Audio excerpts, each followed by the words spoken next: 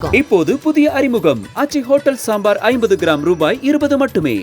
மணப்பெண்ணின் பிரத்யேகமான திருமணம் Vivaha the Chennai silks.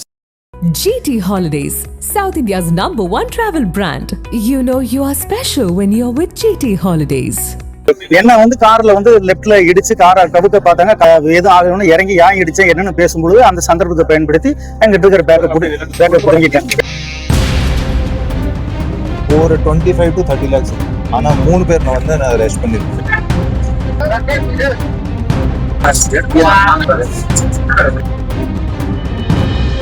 Karur மாவட்டம் பசுபதிபாளையம் அருணாச்சலம் நகர் நகை வியாபாரி 49 வயதான லோகநாதன்.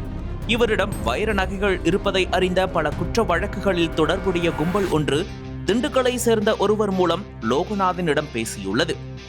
மேலும் வைர வியாபாரியை காரைக்குடி MLA அலுவலகம் அருகே உள்ள ஒரு தனியார் இடத்திற்கு அழைத்துள்ளனர். லோகநாதனும் தன்னிடம் உள்ள நகைகளை விற்பதற்காக ஒரு காரில் ஓட்டுநர் சங்கருடன் காரைக்குடி சென்றுள்ளார். அப்போது லோகநாதனை ஒரு அறைக்கு அழைத்து சென்ற அந்த கும்பல் வைர நகைகளை பார்த்துள்ளது.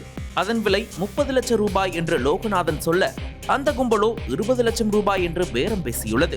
ஆனால் இது கட்டுப்படியாகாது என்று லோகநாதன் கூற 24 லட்சம் ரூபாய் தருவதாக கூறி மாலை வரை காலம் கடத்தி கொண்டிருந்து விட்டு நன்றாக இருட்டிய நேரத்தில் பணம் இல்லை, நீங்க போங்க என்று சொல்லி அனுப்பியுள்ளனர். இதனைத் தொடர்ந்து கொண்டு வந்த வைர நகைகளை விற்க முடியாமல் தான் வந்த காரில் புதுக்கோட்டை வழியாக திரும்பியுள்ளார். அப்போது ஆள் நடமாட்டம் இல்லாத பெருஞ்சுனை குளம் அருகே செல்லும் போது பின்னால் வந்த ஒரு கார் லோகநாதன் சென்ற காரில் உரசியது. இதில் பக்கவாட்டு கண்ணாடி உடைந்த உடனே இரு கார்களும் நிறுத்தப்பட்டன. இடித்த காரில் இருந்து இறங்கிய 7 பேர் முதலில் மிதமாக பேசியவர்கள், சிறிது நேரத்தில் உன் பையில் உள்ள வைர நகையை கொடு, இல்லனா கதையை முடிச்சிடுவோம் என்று கூற லோகநாதனும் கையில் இருந்த வைர நகை பையை கொடுத்திருக்கிறார். பின்னர் அந்த கும்பல் பையை வாங்கிக் கொண்டு சிட்டாக பறந்திருக்கிறது. அதன் பிறகு லோகநாதன் திருக்கோகர்ணம் காவல் நிலையத்தில் புகார் கொடுத்துள்ளார். இதையடுத்து மாவட்ட காவல் கண்காணிப்பாளர் அபிஷேக் குப்தா உத்தரவின் பேரில் DSP பிருந்தா தலைமையிலான கிரைம் டீம் போலீசார் வைர நகை கொள்ளையர்களை பிடிக்கும் பொறுப்பு ஒப்படைக்கப்பட்டது. கிரைம் போலீசார் தொடக்கத்திலிருந்து விசாரித்த பிறகு ஆங்காங்கே உள்ள கண்காணிப்பு கேமராக்களை ஆய்வு செய்தனர். நகை வியாபாரியின் காரை பின்தொடர்ந்து ஒரு நம்பர் பிளேட் இல்லாத கார் வருவதை கண்டுபிடித்து அதன் அடையாளங்களையும் சம்பவத்தில் ஈடுபட்டவர்களின் அடையாளங்களையும் ஒப்பிட்டு விசாரணை நடத்தினர். அதில் ராமநாதபுரம் மாவட்டத்தில் பல குற்ற வழக்குகளில் தொடர்புடைய முகேஷ் தான் இந்த சம்பவத்திற்கு மூளையாக செயல்பட்டது தெரியவந்துள்ளது.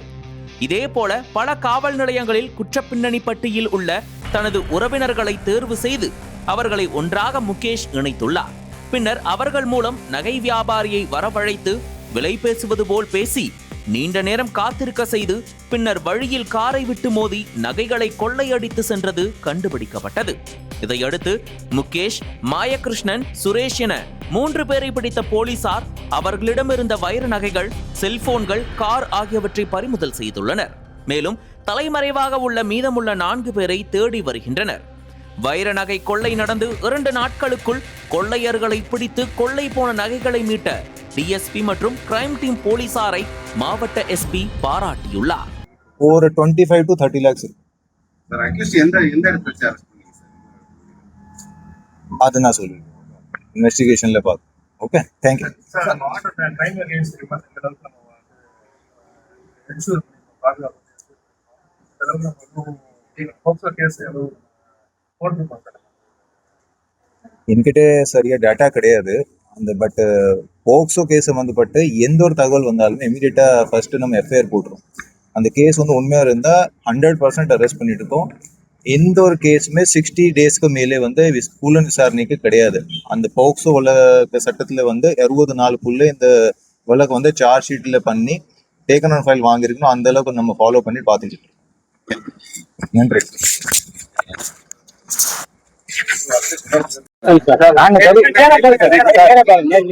சார், நான் கரூர் லோகநாதன், ஒரு வைர வியாபாரி. நான் வைரம் வைக்கிறதுக்காக காரைக்குடிக்கு வர்றேன். காரைக்குடியில் வைரம் வைக்கிற மாதிரி போலி நபர்கள் என்னிட்ட வைரத்தை வியாபாரம் பேசுற மாதிரி காலதாமதப்படுத்தி வியாபாரம் பேசிக்கிட்டு பணமும் தரல, வியாபாரம் பேசுற மாதிரி அவங்க நடந்துக்கல. அந்த சந்தேகம் ஏற்பட்டு நான் வியாபாரம்லாம் நீங்க பண்ண போறது இல்லை அப்படின்ட்டு நான் அவங்க மேல சந்தேகப்பட்டு திரும்பி வரும்போது அவங்க எங்கிட்ட இருக்கிற வைரத்தை இப்படி கொள்ளையடிக்க முயற்சி பண்ணி கொள்ளையடிச்சிட்டாங்க. அது நான் காரைக்குடியில இருந்து கரூர் நோக்கி போலான்ட்டு வந்து நமனசமுத்திரம் டோல்கேட்ல திரும்பி பெருமுனை வழியா போகும்போது பெருமுனை கிட்ட இந்த சம்பவம் நடந்தது. என்ன வந்து கார்ல வந்து லெப்ட்ல இடிச்சு காரை கவுக்க பார்த்தாங்க. கார் வந்து எதுவும் ஆகணும்னு இறங்கி ஏன் இடிச்சேன் என்னன்னு பேசும்பொழுது அந்த சந்தர்ப்பத்தை பயன்படுத்தி எங்கிட்ட இருக்கிற பேக்கை புடுங்கிட்டேன். 30 லட்ச ரூபாய் பூர்மானம் உள்ள அந்த வைர நெக்லஸ், அது சம்பந்தப்பட்ட பொருட்கள், தோடு, 2 மோதிரம் எல்லாத்தையுமே சிறப்பாக செயல்பட்டு காவல்துறை எனக்கு மீட்டு கொடுத்துட்டாங்க. நன்றி. அதுக்கு வந்து நான் வார்த்தைகள் சொல்ல முடியாத அளவுக்கு நன்றி காவல்துறைக்கு சொல்லணும். அவங்கதான் இது இவ்வளவு சீக்கிரமா செயல்பட்டு எனக்கு இதை மீட்டு கொடுத்தாங்க. சார் 6-7 பேருக்கு மேல வந்துருக்காங்க சார். முன்னாடி உங்க கார்ல இடிச்சுதான். ஆமாங்க சார், விபத்தை ஏற்படுத்தி ஏதோ ஒண்ணு பண்ணலாங்கிற நோக்கத்துல வந்தாங்க. அது பிறகு அப்படியே அவங்க அந்த விபத்து நடக்கனால அதுக்கு நான் இறங்கி விசாரிக்கலாம் அப்படின்னு விசாரிக்க ஆரம்பிக்கும் போது அந்த விசாரணை அவங்க என்ன ஏதுன்னு விசாரிச்சுக்கிட்டு அப்படியே பேச்சு கொடுத்த வாக்குல எங்கிட்ட திருட முயற்சி பண்ணி கொள்ளையடிச்சாங்க. நான் 30 ஒரு அனுபவமா வயிறு வியாபாரம் சார். எந்த தவறு இது வரைக்கும் நடந்ததில்லை. இப்படிதான் இதுதான் முதல் தடவை. நன்றி. லோகநாதன், கரூர் வைர வியாபாரி. அனல் பறக்கும் செய்திகளை அப்டேட் செய்து கொள்ள நக்கீரன் களத்தை இப்பவே சப்ஸ்கிரைப் பண்ணுங்க.